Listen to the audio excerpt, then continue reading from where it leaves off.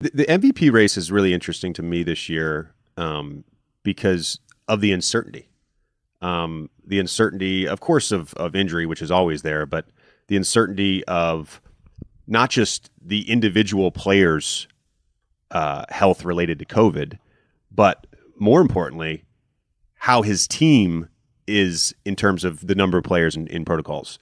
And Jokic, I'll say it again, has had as good of an individual season maybe as we've seen in the NBA, period. I mean, player efficiency rating, #1 by far of all time. And that's including Wilt, Michael, LeBron, Larry, Magic, you name it, down the line.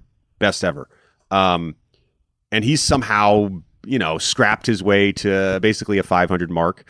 What happens when Jamal Murray comes back? Do they go on a run? Does Golden State at any point in time go through a 2-5 stretch? Does that change the narrative about Steph a little bit?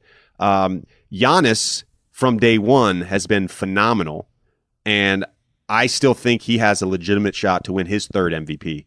But the best player in the world, it's so weird. It feels like it changes almost on a daily or weekly basis. Obviously, Kevin, I think, is the best player in the world.